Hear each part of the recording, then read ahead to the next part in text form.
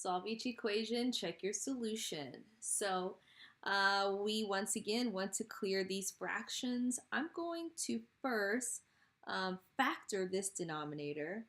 It is actually s minus 1, s plus 1. And what's going to happen is that's going to help me figure out my least common denominator. So I see they both have s minus 1 in common. So that's going to be my first factor. And then the extra factor that they don't have in common is s plus 1. So that is going to be now my least common denominator. Now I'm going to rewrite my problem with a little more room. I know this denominator needs to be multiplied by s plus 1. This denominator needs to be multiplied by both. And this already has the common denominator. I'll clear. And I'm left with the equation 3 times s plus 1 plus s minus 1, s plus 1 equals 12. And so now we need to simplify this left side of this equation. I'm going to distribute here to get 3s plus 3. And then here I'm going to first distribute s to get s squared plus s. And then distribute this to get minus s minus 1 equals 12. Let's combine like terms. I have s squared comes down, and then 3s, s, and negative s becomes 3s. And then we have 3 and negative 1, which is 2, and that equals 12.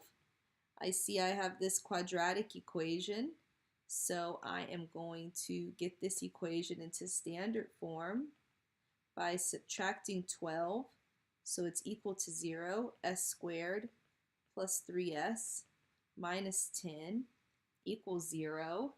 Now, factor or quadratic formula, I'm going to factor.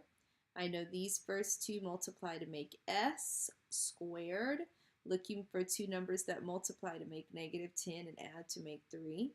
That's going to be 5 and 2. So now we have s plus 5 equals 0, or s minus 2 equals 0. S, my 5 kind of looks like an S. Let's see.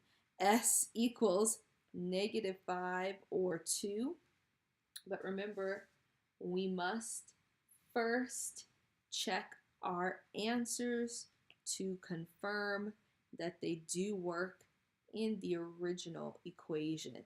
So let's first check s equals negative 5. So that's 3 over negative 5 minus 1 plus 1 equals 12 over negative 5 squared minus 1. So that's 3 over negative 6 plus 1 equals 12 over 25 minus 1. Or negative 1/2 plus 1 equals 12 over 24. And that means when I simplify this side, 1/2 equals 1/2. So yes, negative 5 is an answer. Let's check 2. So now I'm checking when s equals 2. I have 3 over 2 minus 1 plus 1 equals 12 over 2 squared minus 1. Let's see. That's 3 over 1 plus 1 equals 12 over 4 minus 1, or 3 plus 1 equals 12 over 3. 4 equals 4. So 2 is a solution along with negative 5.